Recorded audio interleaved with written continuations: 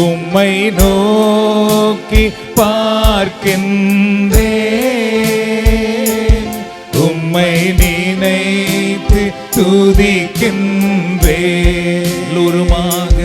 உம்மை நோக்கி பார்க்கின்றேன், உம்மை நினைத்து துதிக்கின்றேன்.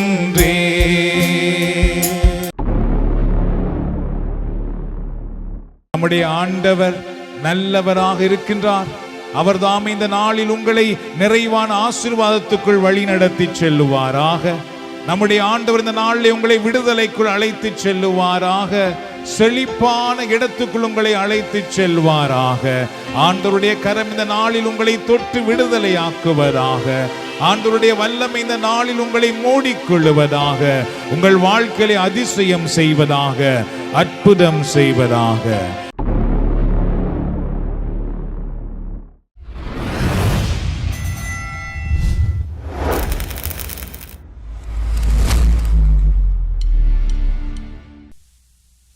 ஹல்லேலூயா, ஹல்லேலூயா, ஹல்லேலூயா. இயேசுவே ஆண்டவர், இயேசுவே ஆண்டவர், இயேசுவே ஆண்டவர்.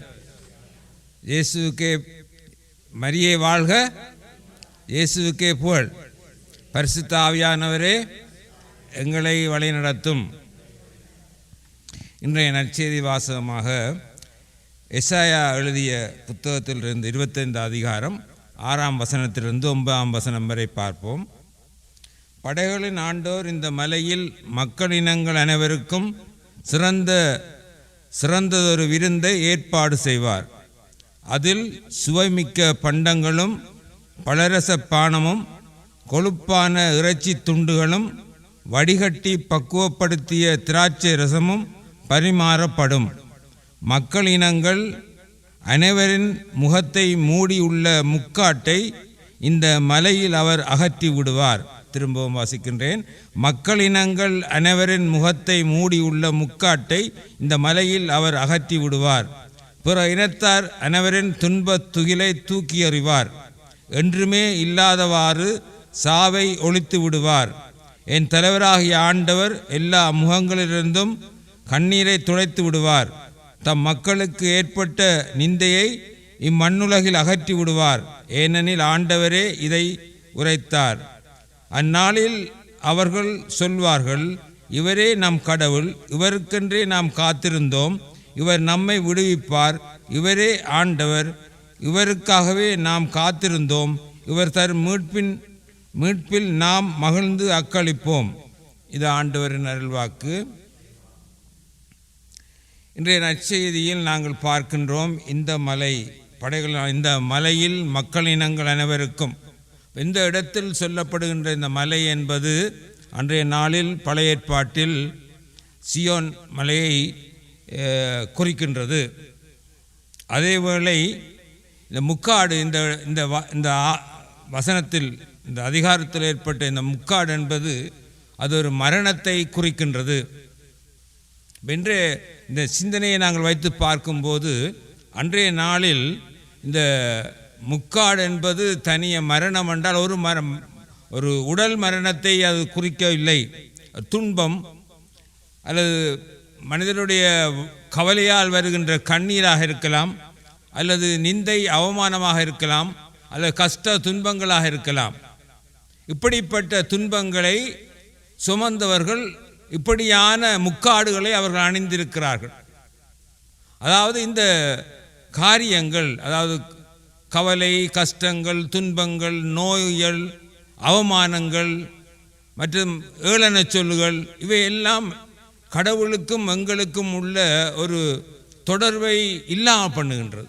ஏன்னா இந்த பிரச்சனை மனிதர்களுக்கு வந்தவுடன் அவர்கள் அதுக்குள் மூழ்கி விடுகிறார்கள்.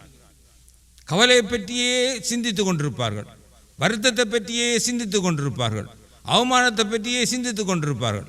ஆனால் இதிலிருந்து விடுதலை பெற்று அவருடைய அரசுக்குள் செல்ல வேண்டும் என்பதுதான் கடவுளுடைய திட்டமாக இருக்கின்றது. அப்போ இங்கே நாங்கள் பார்க்கின்றோம், இந்த விருந்து என்பது ஆண்டவர் ஏற்படுத்திய விருந்து. எப்போ இந்த விருந்து ஏற்படுகிறான்னு சொன்னால், இந்த பிரச்சனைகளிலிருந்து நாங்கள் விடுதலை பெறும்போது அந்த விருந்து எங்களுக்கு ஆயத்தப்படுத்தப்படுகிறது. ஆண்டவரை அரசராக கடவுளாக ஏற்றுக்கொள்பவர் இவர்களுக்காக நடத்தப்படுகின்ற இந்த விருந்து. இது யார் யாரெல்லாம் மக்கள் இந்த கவலைகள், கஷ்டங்கள், துன்பங்கள், பிரச்சனைகள், வேதனைகள், அவமானங்கள், நிந்தைகள் இதிலிருந்து விடுதலை பெற்றவர்களாக, இதெல்லாம் எனக்கு தூசும் திரும்புமாக இருக்கிற இது என்ன செய்யும்? நான் கடவுளை பற்றி பிடித்திருக்கிறேன், கடவுள் எனக்கு விடுதலை தருவார், அவரிடத்திலிருந்து எனக்கு மீட்பு கிடைக்கும் என்று சொல்லி ஆண்டவரை கடவுளாக அரசராக ஏற்றுக்கொள்பவர்களுக்காக ஆயத்தப்படுத்தப்படுகின்ற விருந்தைத்தான் இங்கே சொல்லப்படுகின்றது. அவருடைய ஆட்சியை ஏற்றுக்கொள்பவர்கள் மகிழ்ந்து அக்களிப்பார்கள்.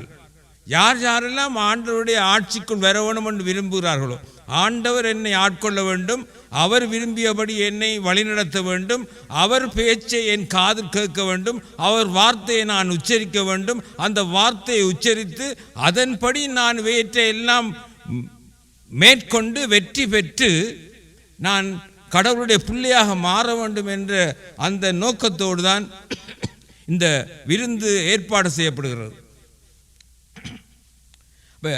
இந்த விருந்தை யார் யாரெல்லாம் ஏற்றுக்கொள்கிறார்களோ அவர்கள்தான் கடவுளுடைய அரசையும் கண்டுகொள்ளக்கூடியதாக இருக்கிறது. இன்றைய நாட்களில் நாங்கள் பல தடவைகள் பல விதத்தில் பல கோணங்களில் ஜெபம் செய்கிறோம், இறை வார்த்தைகளை கேட்கின்றோம்.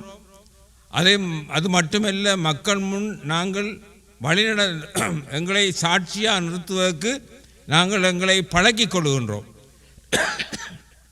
குறிப்பாக நாங்கள் இந்த கடைசியில் நாங்கள் பார்த்த அந்த வசனம், அந்நாளில் அவர்கள் சொல்லுவார்கள், இவரே நம் கடவுள், இவருக்கென்றே நாம் காத்திருந்தோம், இவர் நம்மை விடுவிப்பார், இவரே ஆண்டவர், இவருக்காகவே நாம் காத்திருந்தோம், இவர் தன் மீட்பில் நாம் மகிழ்ந்து அக்களிப்போம். வடிவாக கவனித்து பாருங்கள். இந்த புதுவாழ்வு கூட்டத்துக்கு வந்த பிற்பாடு உங்களிடத்தில் சில பேர் சில கேள்வி கேட்டால் நீங்கள் என்ன சொல்லுகிறீர்கள்? நாங்கள் இந்த புதுவாழ்வு கூட்டத்துக்கு வந்த பிற்பாடு தான் இப்படி ஜெபிக்கிறோம், இந்த புதுவாழ்வு கூட்டத்துக்கு வந்த பிற்பாடு தான் நாங்கள் இந்த பிரச்சனைகளை தாங்கிக் கொள்கிறோம், இந்த புதுவாழ்வு கூட்டத்துக்கு வந்த பிற்பாடு தான் இறை வார்த்தையில் இருக்கின்ற ஆழமான கருத்துக்களை நாங்கள் விளங்கிக் கொள்கிறோம், இந்த இறை வார்த்தையை நாங்கள் உச்சரிக்கிறோம், பேசுகிறோம், எங்கள் வாழ்க்கையில் நாங்கள் அதை தமதாக்கி கொள்கிறோம் என்றெல்லாம் நாங்கள் சொல்வதற்கு காரணம், இந்த ஆண்டவரை ஏற்றுக்கொண்ட போது நாங்கள் புதுப்படைப்பாக நாங்கள் மாறி இருக்கிறோம். இதுதான் முக்கியமான விஷயம். இவ்வாறு நாங்கள் புதுப்படைப்பாக நாங்கள் மாறிய போது நாங்கள் எப்படிப்பட்டவர்களாக இருக்கிறோம் என்பதை நாங்கள் பார்ப்போமா இருந்தால், 1 யோவான் 3ஆம் அதிகாரம் 1 தொடக்கம் 3 வரை நாங்கள் பார்ப்போமா இருந்தால், நம் தந்தை நம்மிடம் எத்துணை அன்பு கொண்டுள்ளார் என்று பாருங்கள், நாம் கடவுளின் மக்கள் என அழைக்கப்படுகிறோம், கடவுளின் மக்களாகவே இருக்கிறோம், உலகம் அவரை அறிந்து கொள்ளாததால் தான் நம்மையும் அறிந்து கொள்ளவில்லை. என் அன்பார்ந்தவர்களே, இப்போது நாம் கடவுளின் பிள்ளைகளாயிருக்கிறோம், இனி எத்தனை பேராய் இருப்போம் என்பது இன்னும் வெளிப்படவில்லை, ஆனால் அவர் தோன்றும் போது நாமும் அவரை போல் இருப்போம், ஏனெனில் அவர் இருப்பது போல் அவரை காண்போம். இந்த அளவுக்கு நாம் கடவுளுடைய பிள்ளைகள் என்று சொல்லுகின்ற அளவுக்கு நாங்கள் மாற வேண்டுமா இருந்தால், நாங்கள் அந்த கடவுளுடைய அந்த ஆசீர்வாதங்களை நாங்கள் பெற்றுக்கொள்ள வேண்டுமா இருந்தால், அந்த ஆண்டவருடைய வல்லமையை நாங்கள் அனுபவிக்க வேண்டுமா இருந்தால், நாங்கள் எங்களிடத்தில் இருக்கின்ற சில கஷ்டங்கள், துன்பங்கள், பிரச்சனைகள் நாங்கள் அதிலிருந்து விடுதலை பெற வேண்டும். அநேகமாக இப்பொழுது அதை நாங்கள் செய்ய தொடங்கிவிட்டோம். அப்போ இந்த கட்டத்தில் நாங்கள் என்ன செய்கிறோம், எப்படி ஜெபிக்கிறோம், அது மிக முக்கியமான ஒரு காரியமாக இருக்கிறது. எப்படி நாங்கள் ஜெபிக்கிறோம், எங்களுடைய ஜெபம் எப்படி அமைந்திருக்கிறதோ அந்த அளவுக்குத்தான் எங்களுடைய முக்காடங்களை விட்டு அகன்றுவோம். இல்லை என்று சொன்னால் அந்த முக்காடு அப்படியே தான் இருக்கும். அதுதான் முக்கியமான விஷயம். உதாரணத்துக்கு நீங்கள் பாருங்கள், அந்த மார்க்கு சுசேஷம் 10ஆம் அதிகாரத்தில் அங்கே கண் தெரியாத ஒரு சகோதரனுக்கு குணம் கிடைக்கிறது. 46:52 வாசித்தா தெரியும். இயேசுநாதர் அந்த நகரத்துக்குள் வந்து கொண்டிருக்கிறார், எருக்காவுக்குள் வந்து கொண்டிருக்கிறார். அங்கே ஒரு கண் தெரியாதவர் பிச்சை எடுத்து கொண்டிருக்கிறார். அங்கே கிடைக்கின்ற அந்த ஆரவாரமான சத்தத்தை கேட்டு அவர் கேட்கின்றார், என்ன சத்தமாக இருக்கிறது, என்ன பிரச்சனை என்று அங்கே இருக்கிற ஆட்கள்கிட்ட கேட்கிற போது அவர் சொல்லுகிறார்கள், நசரேத்தூர் இயேசு வருகிறார். அவர்கள் என்ன சொல்கிறார்கள்? நசரேத்தூர் இயேசு வருகிறார். அப்பொழுது அந்த சகோதரன் தாவீதின் குமாரனே எனக்கு இரங்கும் என்று உரக்க கத்துகிற இந்த நிகழ்ச்சி எல்லாருக்கும் தெரியும். மக்கள் அவரை சத்தம் போடவனாக அடக்குகிறார்கள். ஆனால் அவரோ இன்னும் உரக்க கத்துகின்றார். ஆனால் இயேசு நின்று அவரை தன்முடம் அழைத்து வரும்படி சொல்லி அவரை அழைத்து வரும்போது வடிவ வாசித்து பார்த்தா தெரியும், அவர் தன் மேல் ஆடையை களைந்தெறிந்து விட்டு இயேசுவிடம் போகிறார் என்று நாங்கள் பார்க்கின்றோம். மேலாடையை களைந்தெறிந்து விட்டு இயேசுவிடம் போகிறார். இயேசுவிடம் போனபோது அவர் என்ன கேட்கிறார்? நான் உமக்கு என்ன செய்ய வேண்டும்?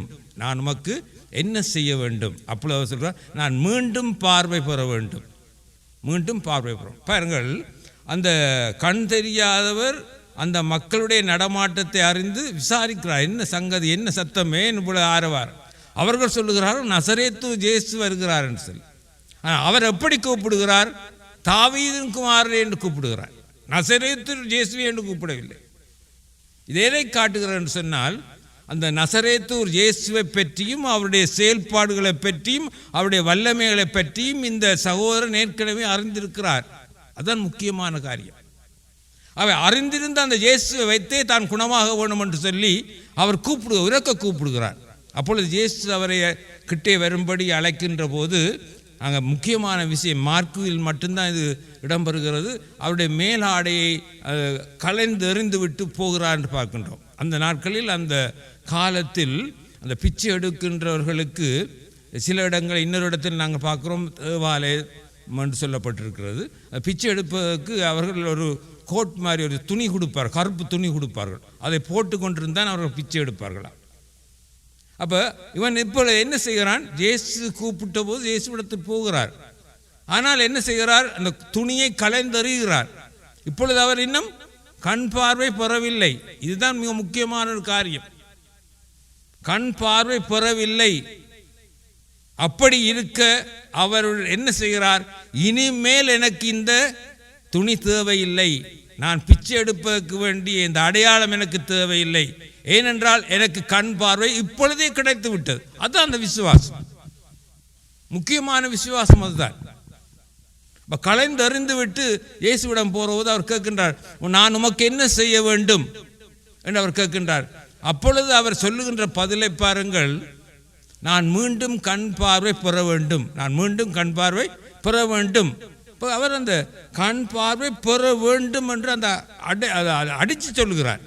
எனக்கு கண் தெரியாது இயேசுவே, எனக்கு பார்வையை தாரும் என்று அவர் கேட்கவில்லை. நான் மீண்டும் கண் பார்வை. அப்போ அவர்கிட்ட இருந்து எது விலகி போனதோ, அவர் எதை அனுபவித்த சுதந்திரத்தை இழந்தாரோ, எந்த மகிழ்ச்சி இழந்தாரோ, அந்த மகிழ்ச்சி எனக்கு மீண்டும் வேணும், அந்த சுதந்திரம் எனக்கு மீண்டும் வேணும் என்று கேட்கின்றார். அதே வேளையில் உங்களுக்கு தெரியும், அந்த குளத்துக்கரையில் 38 வருடமாக படுத்து கிடந்த சகோதரத்தில் ஆண்டவர் கேட்கிறார், நீ குணம் பெற விரும்புகிறாயா? அப்பொழுது அவர் என்ன சொல்கிறார்? குளத்தில் தேவதூதர் வந்து கலக்கும் போது என்னை கொண்டே அதில் இறக்குவதற்கு யாரும் இல்லை. அந்த கேள்வி மறுமொழிக்கும் இந்த கேள்வி மறுமொழிக்கும் என்ன வித்தியாசம்? நீ குணம் பெற விரும்புகிறாயா என்று சொல்லி இருக்கணும் உடனடியாக. இப்போ இவர் என்ன சொல்கிறார்? அந்த குளம் கலங்கும் போது என்னை கொண்டு இறக்குவதற்கு யாரும் இல்லை என்று சொல்லி. ஆகவே இங்கே என்ன பிரச்சனை என்று சொன்னால், எங்களுடைய ஜெபத்துக்கு நேரடியாக நாங்கள் விடை தேட வேண்டும். அதான் முக்கியமானது. பாருங்கள், இன்னொரு விஷயத்தை நாங்கள் பார்க்கின்றோம். மார்க்கு சுவிசேஷம் 11ஆம் அதிகாரத்தில் நாம் வருகிறது.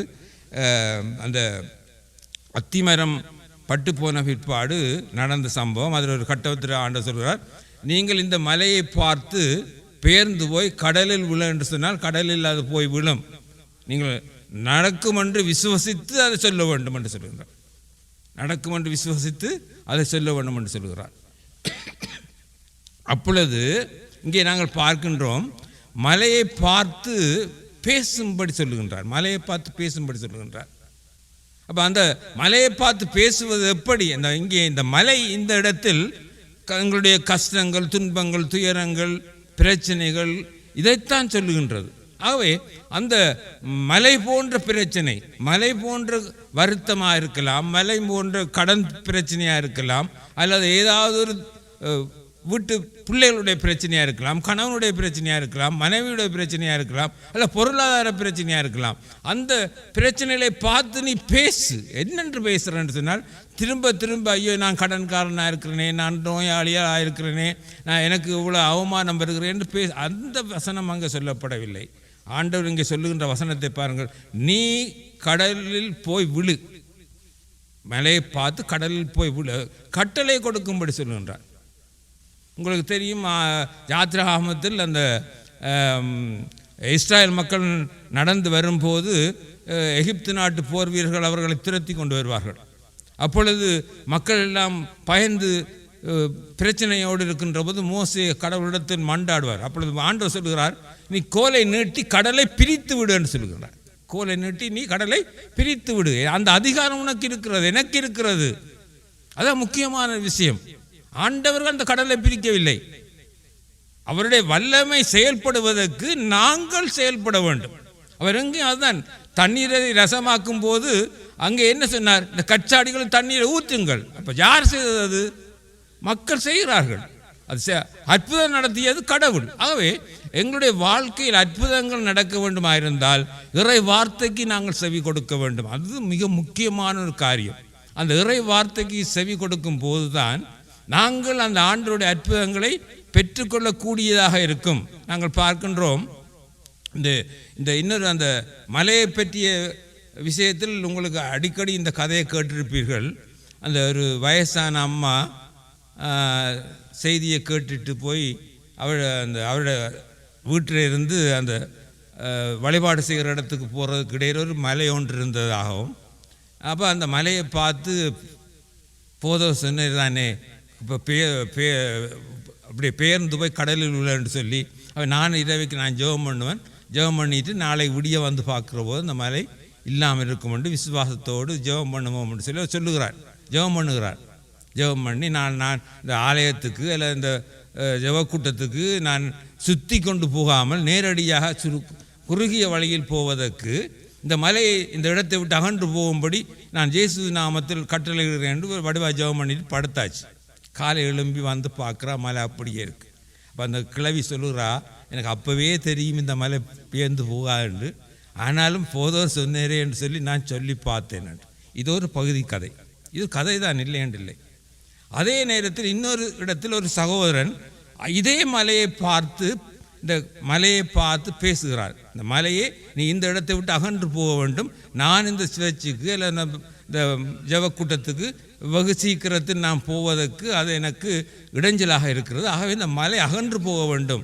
இயேசு நாமத்தில் நான் விசுவசித்து அறிக்கையிடுகிறேன், இந்த மலை இந்த இடத்தை விட்டு அகன்று போகும்படி நான் கட்டளையிடுகிறேன்னு சொல்கிறார். அவ்வளவுதான், அதை பற்றி பிரச்சனை அவ்வளோத்தோடு சொல்லி போட்டு அடுத்த நாள் வந்து மலை போட்டுதான்னு பார்க்க இல்லை, அது போகும் என்ற ஒரு விசுவாசமாக இருக்குது. நிச்சயமாக நான் ஜெபம் பண்ணியிருக்கிறேன், இந்த மலை இந்த இடத்திலிருந்து அகன்று போகும், இந்த இடத்தில் இந்த மலை இல்லாமல் போகும் என்று அவர் தனக்குள்ளே சொல்லிக்கொண்டு தான் செய்கிற சகல ஜெபங்களையும் அவர் ஒழுங்காக செய்து கொண்டே இருக்கிறார். அவ்வாறு செய்து கொண்டிருந்த போது அந்த நாட்டு பட்டின சபை அதாவது புதிய வீதி அமைக்க வழிகிட்டது. அந்த வீதி வழிகிட்ட போது அந்த மலை அது ஒரு இடைஞ்சலாக இருந்தது. ஆகவே அந்த பட்டின சபையோ அந்த கிராம சபையோ அவர்கள் என்ன செய்கிறார்கள், பெரிய புல்டோசரை கொண்டு வந்து அந்த மலையை உடைச்சு அந்த மலையை அதில் இல்லாமல் பண்ணி அந்த ரோட்டு போடுகிறார்கள். பாருங்கள், ரெண்டும் ஒரே விஷயம்தான். ஏன் சொல்லுகிறேன்னு சொன்னால், நாங்கள் சில நேரங்களில் சில ஜெபங்களுக்கு கொஞ்சம் பொறுமையாக இருக்க வேண்டும், காத்திருக்க வேண்டும். அதுதான் மிக முக்கியமான ஒரு காரியம். இந்த காத்திருத்தல் இல்லாவிட்டால் எதுவுமே நடக்காது. நாங்கள் திரும்ப நாங்கள் பழைய காலத்தில் ஜெபம் பண்ணாங்கள், அது இல்லை என்று சொல்லவில்லை. இப்பொழுது நாங்கள் இறை வார்த்தையை படித்து இறை வார்த்தையை வைத்து நாங்கள் ஜெபம் பண்ணுகின்றோம். ஆகவே அந்த இறை வார்த்தையை வைத்து இறை வார்த்தையின் ஊடாக நாங்கள் ஜெபம் பண்ணும்போது நாங்கள் பெரிய காரியங்களை நிச்சயமாக பெற்றுக்கொள்ள வேண்டும். அதுதான் முக்கியமான. அதனால் பழைய காலத்தில் அவர்கள் செய்த ஜெபம் பொய்யானது என்று நாங்கள் சொல்ல வரவில்லை.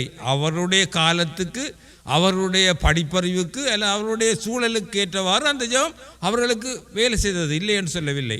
ஆனால் இப்பொழுது நாங்கள் இறை வார்த்தையை ஆழமாக படிக்கிறோம். படித்த பிற்பாடு அதன்படி நாங்கள் செயல்பட வேண்டும். அப்படி செயல்படுவது தான் எங்களுக்கு முக்கியமான ஒரு காரியமாக இருக்கிறது. இந்த நாட்களில் உதாரணத்துக்கு சொல்லுவோம், எனக்கு ஒரு என்ன கேன்சர் வியாதி வந்துட்டு வைத்துக்கொள்வோம். இப்பொழுது நான் அந்த கேன்சர் வியாதியை வைத்து, ஆண்டவரே இந்த கேன்சர் வியாதியை குணமாக்கும், நீ இந்த இதை கேன்சர் வியாதியை குணமாக்கும் என்று நாங்கள் ஜெபம் பண்ணி கொண்டே இருக்கலாம். அது தப்பில்லை.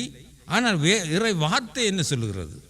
நீ அந்த மலையை பார்த்து பேசு, மலையை பற்றி பேசாதே, மலைக்கு என்ன நடக்க வேண்டும் என்று பேசு. அதுதான் முக்கியமானது. கேன்சர் வியாதியை பற்றி பேசி கொண்டிருப்பது ஜெபம் பண்ணுவது முக்கியமில்லை. இந்த கேன்சர் வியாதிக்கு என்ன செய்ய வேண்டும், என்ன அது நடக்க வேண்டும் என்பதை பற்றி நாங்கள் பேச வேண்டும். இயேசு நாமத்தில் நான் கட்டளையிடுகிறேன், கேன்சர் வியாதி என்னை விட்டு அகன்று போ, கட்டளையிடுகிறேன். ஆண்டவர் சொன்னார், நீங்கள் பரலோகத்தில் பூலோகத்தில் எதை கட்டுவீர்களோ அது பரலோகத்தில் கட்டப்பட்டிருக்கும். எங்களுடைய வார்த்தைக்கு ஆண்டவர் அதிகாரம் தந்திருக்கிறார். ஏன் அந்த அதிகாரம் தந்தார்? அவர் தம்மை போலே எங்களை படைத்திருக்கிறார். அவர் எப்படி உலகத்தை வார்த்தையை கொண்டு படைத்தாரோ அப்படியே நாங்களும் வார்த்தையை கொண்டு எல்லாவற்றையும் செய்ய வேண்டும் என்று அவர் விரும்புகின்றார். என்னை விட மேலாக வந்துடுவான்னு சொல்லி ஆண்டவர் பயப்பட இல்லை. அவர் அதுதான், இதுதான் முக்கியம். அதனால தான் நான் சொன்னார் மோசையிடம், நீ கடலை பிரித்து விடு. அந்த அதிகாரம் எங்களுக்கு தரப்பட்டிருக்கிறது. கடன் கஷ்டம் பிரச்சனைகள் இருக்கும்னு சொன்னால், ஆண்டவரே கடன் இருக்குது, இந்த கடன் என்னை விடுதலையாக்கும் என்று நாங்கள் நெடுக மண்டாடி கொண்டிருக்க வேண்டிய அவசியம் இல்லை. அது எங்களுடைய மனசில் பழகிட்டு ஊறிட்டு. இப்போ நாங்கள் என்ன செய்ய வேண்டும் என்று சொன்னால், ஆண்டவரே நான் இன்றைக்கு இந்த கடன் பிரச்சனை வந்த பிற்பாடு எனக்கு சந்தோஷம் இல்லை, கவலை, தூக்கம் இல்லை, இப்படியாக இருக்கிறது. எப்படி நான் இந்த கடன் பிரச்சனை இருக்கும் முதல் சந்தோஷமாக நிம்மதியாக இருந்தேனோ அந்த நிம்மதி எனக்கு வேண்டும். ஆகவே இந்த கடன் என்னை விட்டு அகன்று போகும்படி இயேசு நாமத்தில் நான் கட்டளையிடுகிறேன். இப்படி நாங்கள் சொல்ல பழகிக்கொள்ள வேண்டும். இப்போ இந்த கட்டளைகளோடு சேர்த்து நாங்கள் என்ன செய்ய வேண்டும்? இறை வார்த்தை சொல்லுகின்ற சில வாக்கு தத்துவங்களை நாங்கள் சேர்த்துக்கொள்ள வேண்டும்.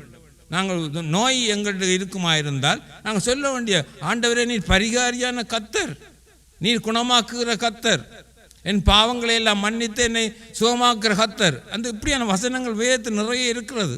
அந்த வசனங்களை நாங்கள் சொல்ல பழகிக்கொள்ள வேண்டும்.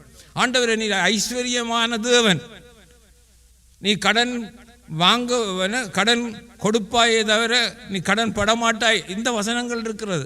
வானத்தின் பலகணிகளை துறந்து இடம் கொள்ளாத மட்டும் உனக்கு அமைக்கி குலுக்கி சரிந்து விழும்படி தருவேன் என்று சொல்லி இருக்கிறீர். ஆகவே நீர் ஐஸ்வர்யமான தேவன் என்றால் நான் உம்முடைய பிள்ளை. ஆகவே உம்முடைய பிள்ளை நான் கஷ்டப்பட இயலாது, கடனாட இருக்க இயலாது. ஆகவே எனக்கு நீர் இப்பொழுது உம்முடைய சொத்தை எனக்கு தாரும், என்னை இந்த கடன் பிரச்சனை விலக்கி விடும். இப்படியாக நாங்கள் இறை வார்த்தையை நான் கேட்ட படித்த வசனங்களை சொல்லி நாங்கள் ஜெபிக்க பழகிக்கொள்ளணும். அதுதான் முக்கியமான ஒரு விஷயமாக இருக்கின்றது. ஆகவே இந்த இடத்தில் நாங்கள் பார்க்கின்றோம் இந்த முக்காடு என்ற காரியம். இப்போ நான் இப்போ சொன்ன முக்காடு மரணத்துக்கு இந்த அதிகாரத்துக்கு வந்த முக்காட்டுக்குரிய வசனம்தான். ஆனால் உண்மையில் முக்காடு தனிய மரணத்துக்குரிய அது ஒரு விஷயம் அல்ல. பழைய ஏற்பாட்டில் நாங்கள் பார்க்கின்றோம், ரபேக்கா, அதாவது ஈசாக்குக்கு மனைவியாக வந்தவன், ஆபிரகாம் அனுப்பி அவள் வந்து கொண்டிருப்பா.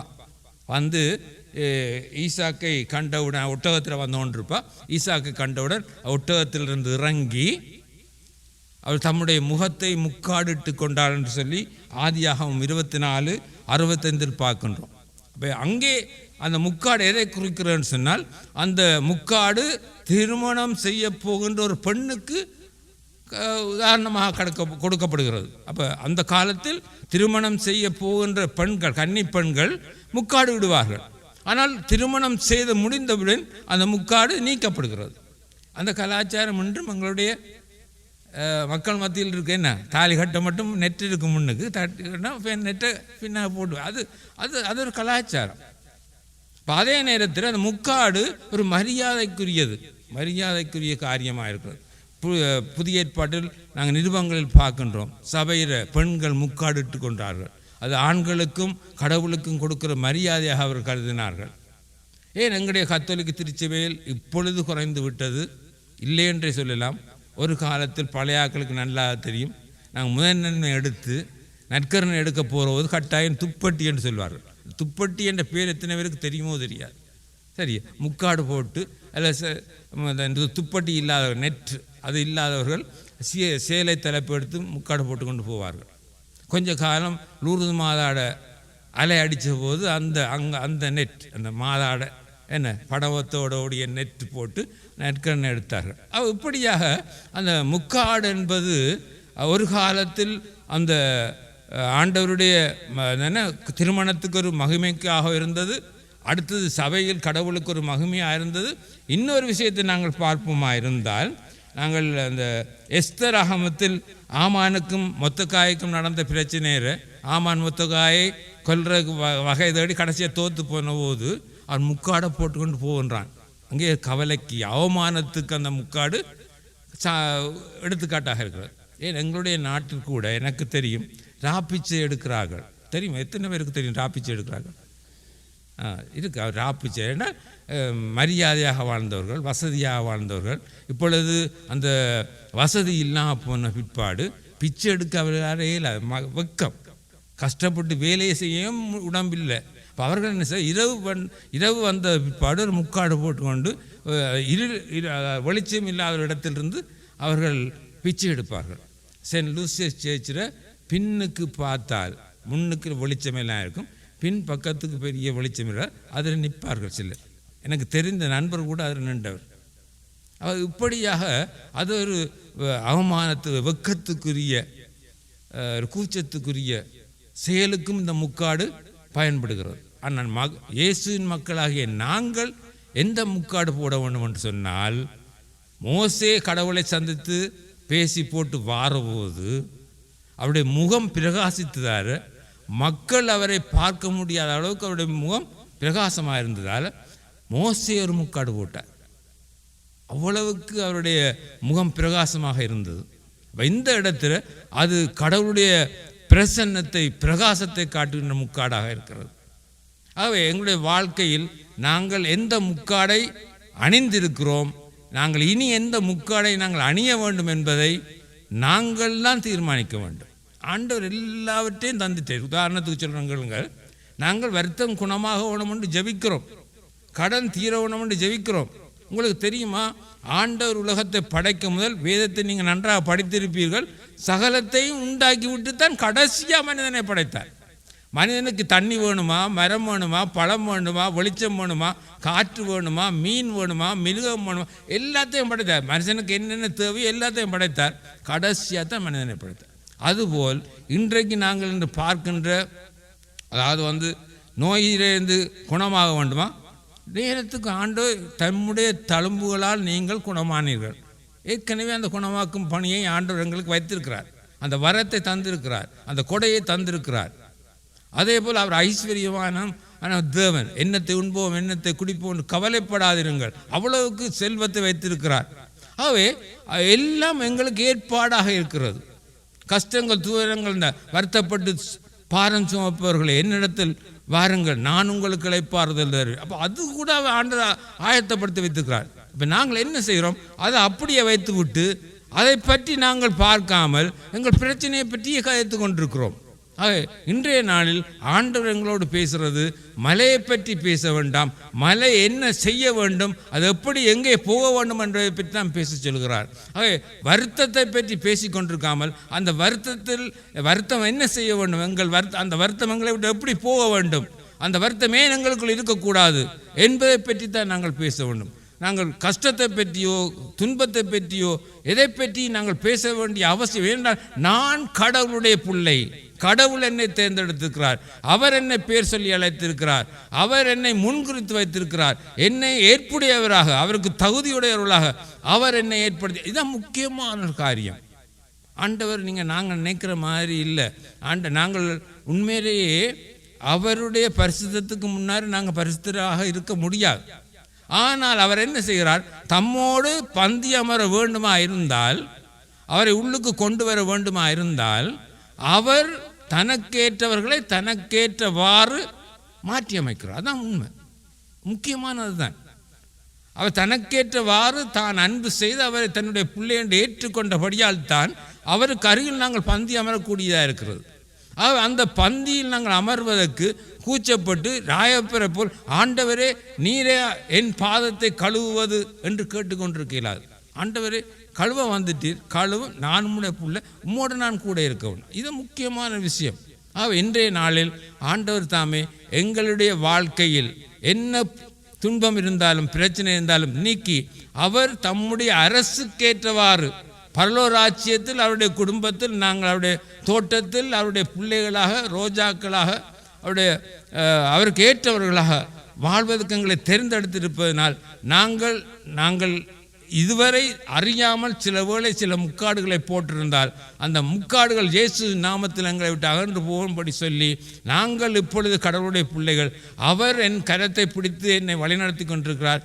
ஆகவே நான் முடிவில்லா வாழ்க்கையில் நான் நிரந்தரமாக இருக்கிறேன் என்பதை நினைவு கூர்ந்து எப்பொழுதும் இறை வார்த்தையை பிரித்து விடாமல் இறை வார்த்தையோடு சேர்ந்து எங்கள் வாழ்க்கையை நாங்கள் செயல்படுவோமா இருந்தால் நிச்சயமாக ஆண்டவருடைய கரம் எங்களை தொடர்ந்து வழிநடத்தும். நன்றி. ஒரு தாய் தேற்றுவது போல் என் நேசர் தேற்றுவார்.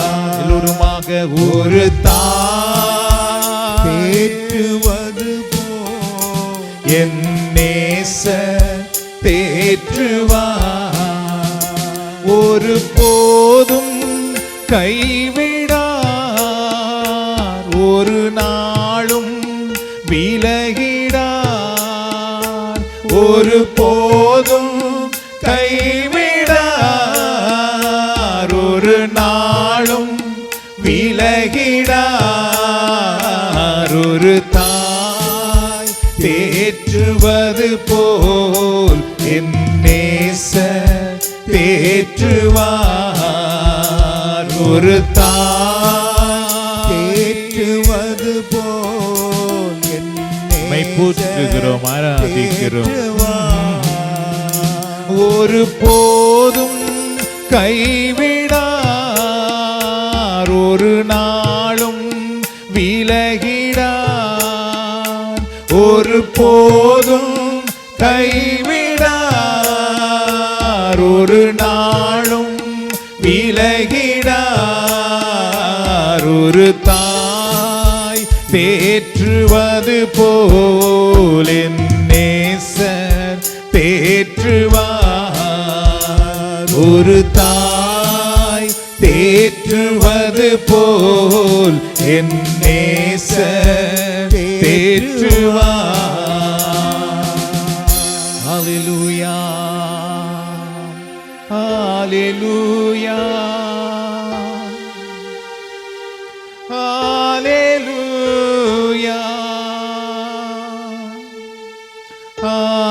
ஹல்லேலூயா, ஹல்லேலூயா. நாம் எல்லாரும் ஜெபிக்க போகிறோம். ஒன்றை மறந்து போக வேண்டாம். இந்த நாளிலே கேட்டது போல உங்கள் ஜெபம்தான் உங்களுக்கு விடுதலை தரப்போகின்றது. பார்வையற்றவர் தாவீதின் மகனே எனக்கு இரங்கும் என்று சத்தமாக கூப்பிட்டார். ஆண்டவருடைய காதிலே அந்த சத்தம் கேட்டது. அதுபோல நீங்கள் இப்பொழுது ஆண்டவரை நோக்கி கூப்பிடும் பொழுது அந்த சத்தம் கடவுளுடைய காதிலே நிச்சயமாக கேட்கும். நீங்கள் செய்ய வேண்டியது, நீங்கள் போட்டிருக்கிற அந்த முக்காடை கலட்டி ஒரு பக்கமாக வைத்துவிட்டு இயேசுவின் நாமத்திலே நான் ஜெபிக்கிறேன். என் குடும்பம் இப்பொழுது ஆசீர்வதிக்கப்படுவதாக, என் பிள்ளைகள் ஆசீர்வதிக்கப்படுவார்களாக. இயேசுவின் நாமத்தில் நான் ஜெபிக்கிறேன். என் உடல் நோய்கள் இப்பொழுது குணமடைவதாக. என் வாழ்க்கையில் இருக்கிற கஷ்டங்கள், இக்கட்டுகள் என்னை விட்டு நீங்கி போவதாக. உங்களுடைய ஜெபம்தான் இப்பொழுது உங்களுக்கு விடுதலை கொண்டு வர போகிறது. எப்படிப்பட்ட பெரிய மதில் இருந்தாலும் பயப்பட வேண்டாம். கடவுள் எங்களுக்கு வாக்குத்தத்தம் கொடுத்திருக்கிறார். அந்த மலை அகன்று போகும். நீங்கள் ஜெபிக்கும் பொழுது நிச்சயமாக அது அகன்று போகும். உங்களுடைய ஜெபத்துக்கு முன்பதாக எந்த பெரிய மலையும் முன்னே நின்று போராட முடியாது, நிலைத்து நிற்க முடியாது. உங்களுடைய ஜெபம் நிச்சயமாக அது அகன்று போகும்படி செய்கிறதாக இருக்கிறது. நம்ம எல்லாரும் இப்பொழுது ஜெபத்துக்காக ஆயத்தமாவோம். நான் இப்பொழுது அல்லேலூயா என்ற பல்லவியை பாடுவேன். அதை பாடும் பொழுது நீங்கள் யாரும் அந்த அல்லேலூயா என்ற பல்லவியில் பங்கு பெற வேண்டாம். நீங்கள் வாய்களை திறந்து ஜெபிக்க ஆரம்பியுங்கள். ஜெபத்தின் ஆரம்பத்திலே நன்றி சொல்ல ஆரம்பியுங்கள். ஆண்டவரே உமக்கு நன்றி கூறுகிறேன், நன்றி கூறுகிறேன், நன்றி கூறுகிறேன், நன்றி சொல்ல ஆரம்பியுங்கள். அப்படியே ஜெபிக்க ஆரம்பியுங்கள். பரிசுத்த ஆவியானவர் நீங்கள் எதற்காக ஜெபிக்க வேண்டுமோ அதற்காக உங்கள் வாயிலிருந்து ஜெபிக்க ஆரம்பிப்பார். ஹல்லேலூயா, ஹல்லேலூயா,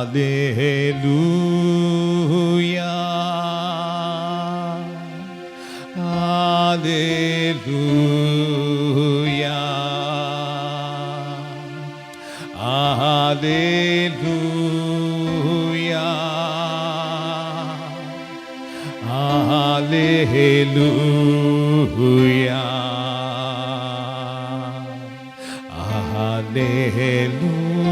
ஹல்லேலூயா, ஹல்லேலூயா, ஹல்லேலூயா,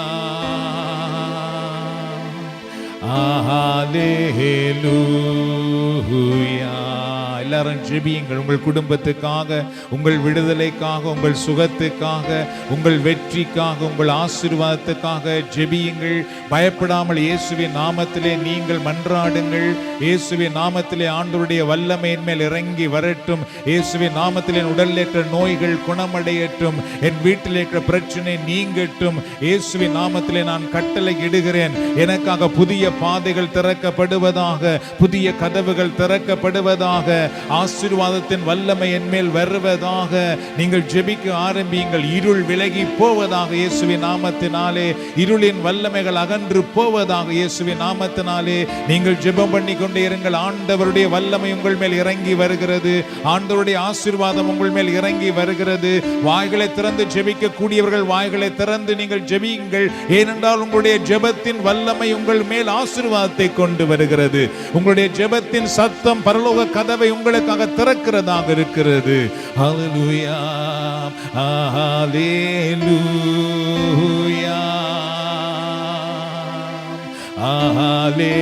ஹல்லேலூயா, ஹல்லேலூயா, ஹல்லேலூயா,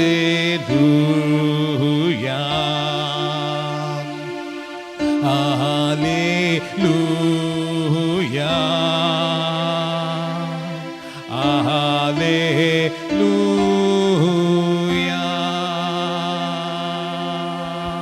எல்லாரும் சொல்லுவோம், ஆண்டவரே உம்மை போற்றுகிறேன். வாய்களை திறந்து சத்தமாக, இயேசுவே உம்மை போற்றுகிறேன், இயேசுவே உம்மை போற்றுகிறேன், இயேசுவே உம்மை போற்றுகிறேன், இயேசுவே உம்மை போற்றுகிறேன். இயேசுவின் நாமத்திலே அற்புதம் நடப்பதாக, இயேசுவின் நாமத்தில் அற்புதம் நடப்பதாக, இயேசுவின் நாமத்தில் என் பிள்ளைகளுடைய வாழ்க்கையில் அற்புதம் நடப்பதாக. இயேசுவின் நாமத்திலே அடைபட்ட வாசல் திறக்கப்படுவதாக. இயேசுவின் நாமத்தினால் எனக்கு முன்பாக இருக்கிற மலை அகன்று போவதாக. இயேசுவின் நாமத்தினால் எனக்கு முன்பாக இருக்கிற பிரச்சனை நீங்கி போவதாக. இயேசுவின் நாமத்தினால் என் மேல் இருக்கிற பாரம் அகன்று போவதாக. என் இயேசுவின் நாமத்தினால் என் கண்ணீர் துடைக்கப்படுவதாக. வேதனை மறைந்து போவதாக. இக்கட்டுகள் அகன்று போவதாக. கட்டுக்கள் கட்டவிழ்க்கப்படுவதாக. இயேசுவின் நாமத்தினால் என் சிறை கதவு திறக்கப்படுவதாக. ஆண்டவரே உம்மை போற்றுகிறோம். இயேசுவே உம்மை போற்றுகிறோம். இரட்சகரே உம்மை போற்றுகிறோம். வல்லவரே உம்மை போற்றுகிறோம். எங்களை ஆசீர்வதிப்பவரே உம்மை போற்றுகிறோம். எங்களை விடுதலை ஆக்குகிறவரே உம்மை போற்றுகிறோம். ஆண்டவருடைய வல்லமை என் மேல் இறங்கி வருவதாக.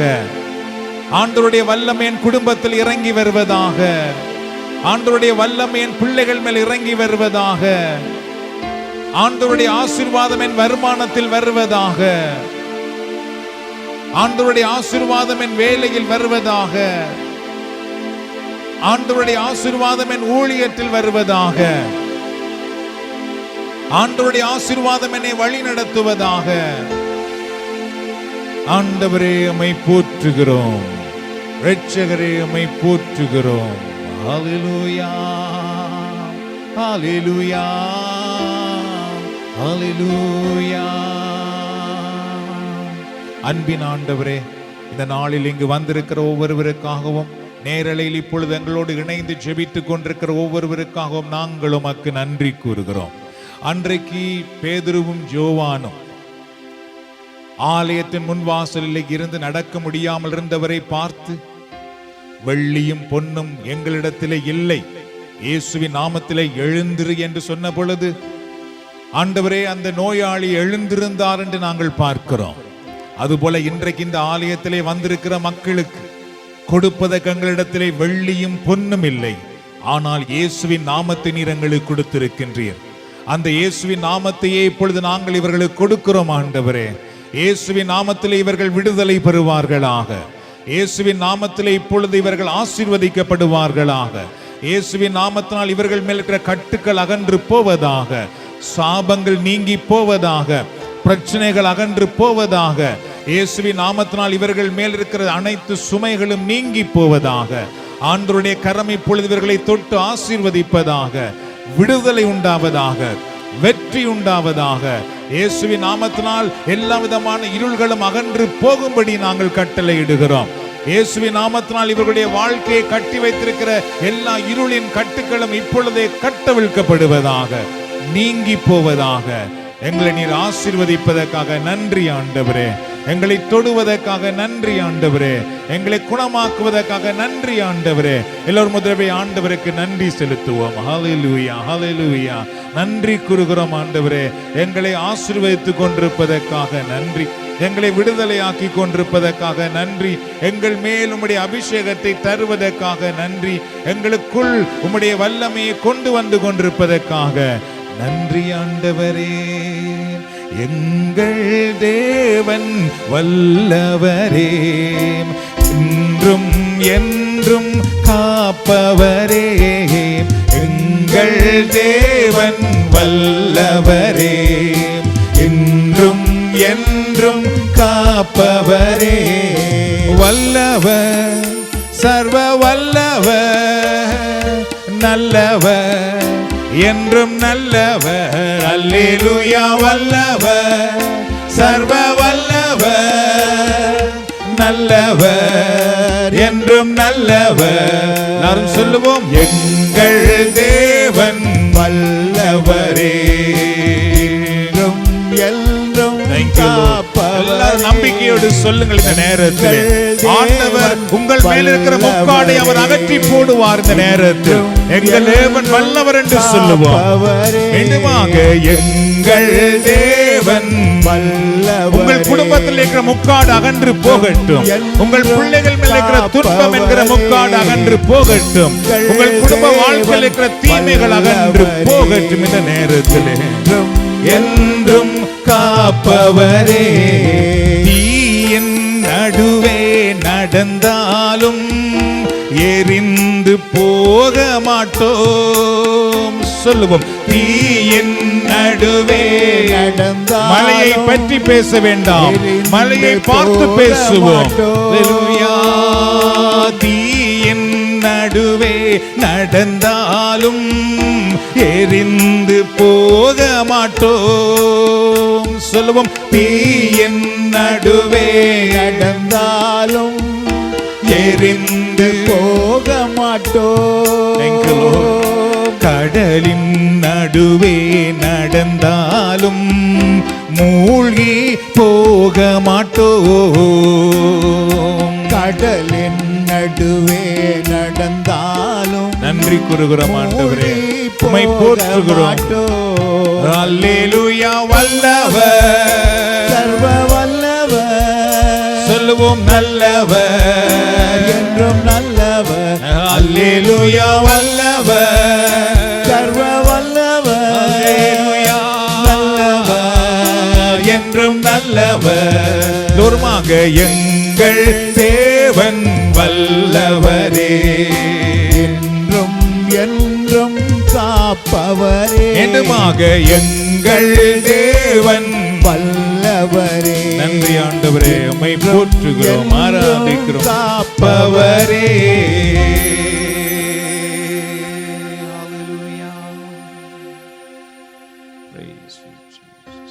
இறுதி ஆசீர்வாதத்துக்காக நாம் சிரம் தாழ்த்துவோம். ஆண்டவராகிய கடவுள் எப்பொழுதும் உங்களை வழி நடத்துவதற்காக உங்களுக்கு முன்னும், எப்பொழுதும் உங்களை பாதுகாப்பதற்காக உங்களுக்கு பின்னும், எப்பொழுதும் உங்களை ஆசீர்வதிப்பதற்காக உங்களுக்கு மேலும் இருந்து உங்களை வழி நடத்துவாராக. ஆண்டவராக இயேசு கிறிஸ்துவின் அருளும் கடவுளின் அன்பும் பரிசுத்த ஆவியின் ஐக்கியமும் நம் அனைவரோடும் நம்முடைய குடும்பத்திலும் எப்பொழுதும் இருப்பதாக. பிதா சுதன் பரிசுத்த ஆவியின் பெயராலே ஆமென். ஆண்டவர் விட்டு சென்ற சமாதானத்தை ஒருவரோடு பகிர்ந்து கொள்ளுவோம்.